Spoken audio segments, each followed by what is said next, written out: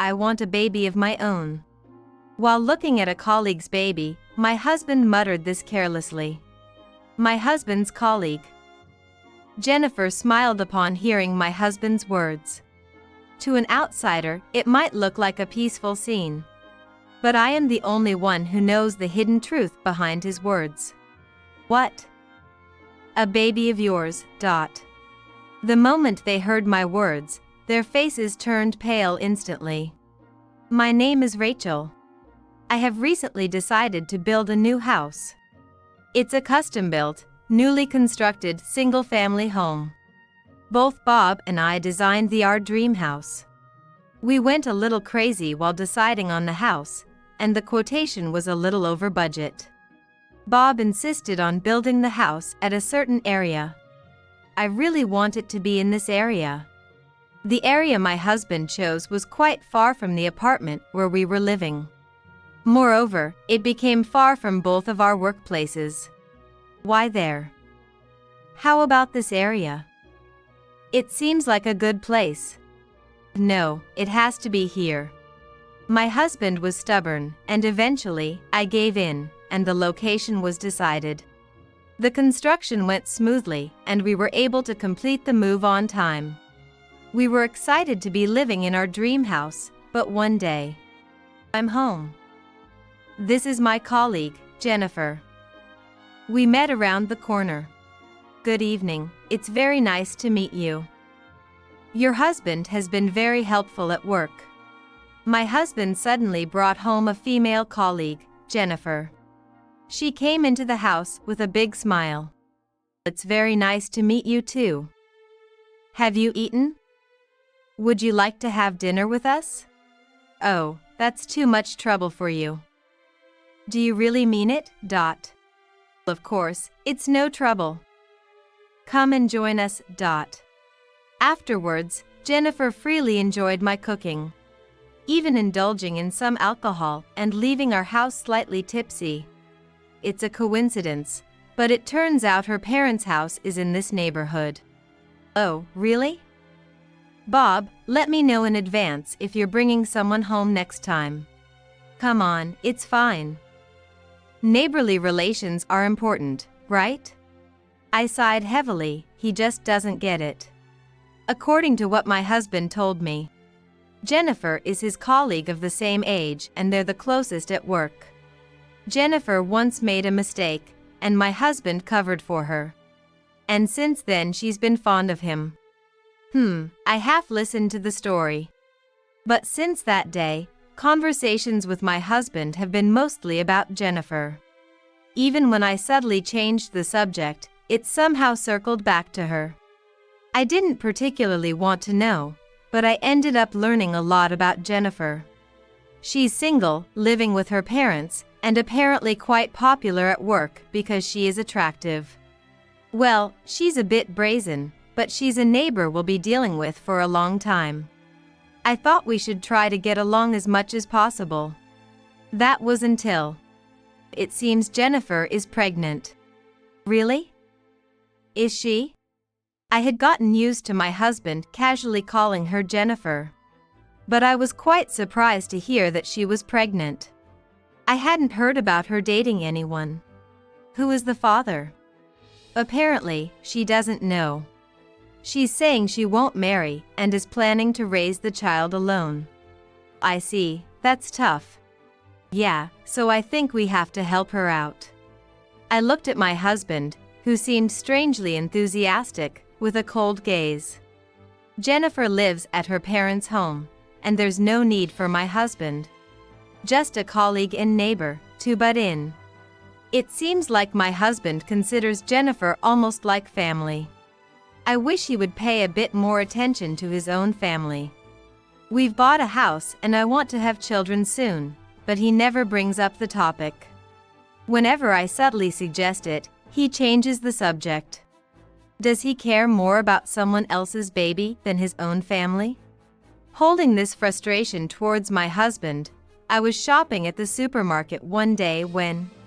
Hi Rachel. Hello Mary. Long time no see, dot. I ran into Jennifer's mother at the supermarket. Jennifer visited our house so often that Mary once came to apologize to me. I keep telling her not to barge into other people's homes uninvited. Mary apologized deeply, and since then, we would chat whenever we met outside.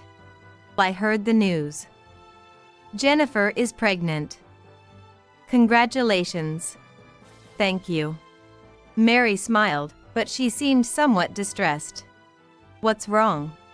When I asked, she sighed softly and shared with me. I'm happy about the grandchild, but she's fully expecting us to take care of the baby.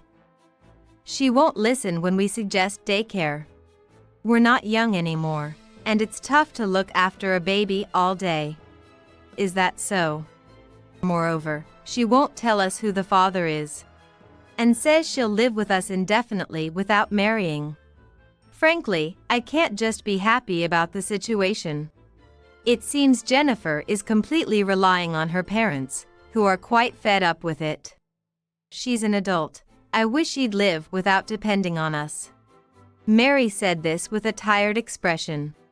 A few days later, while out on a workday, I spotted a familiar figure on the opposite side of the street. Jennifer? Jennifer, now visibly pregnant, was entering a baby clothing store with someone. I didn't call out to her, but watched casually.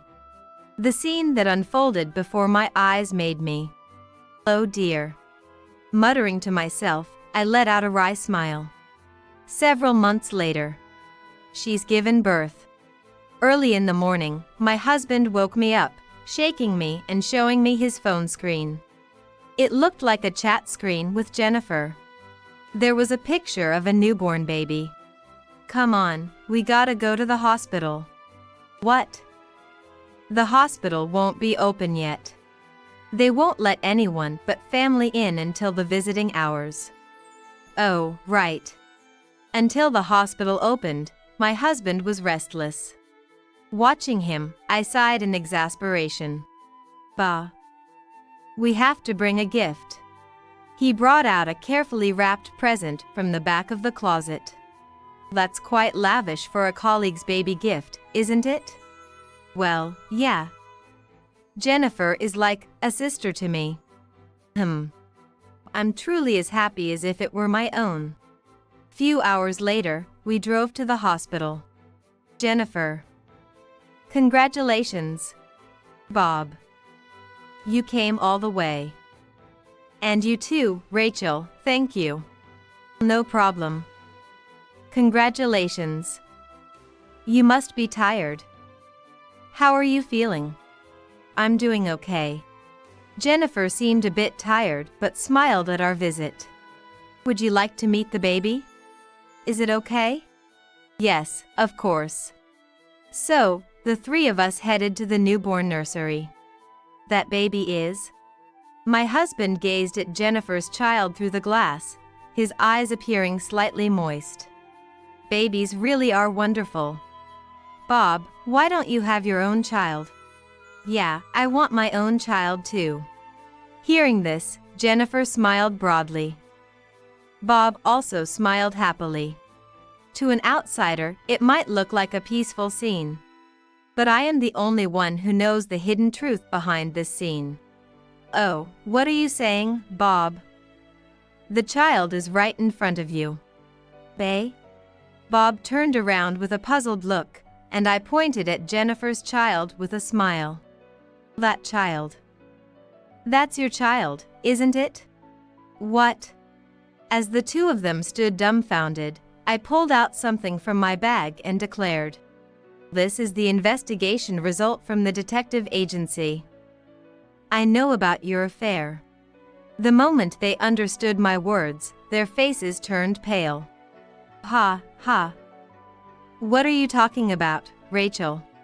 That's right. That child isn't Bob's. Oh? Should we do a DNA test on the child then? I confronted them with evidence photos. We were insistent on building our house near that place because Jennifer's parents' house was there, right? It's easier to cheat if our houses were close. The photo showed the two of them hugging near Jennifer's parents' home.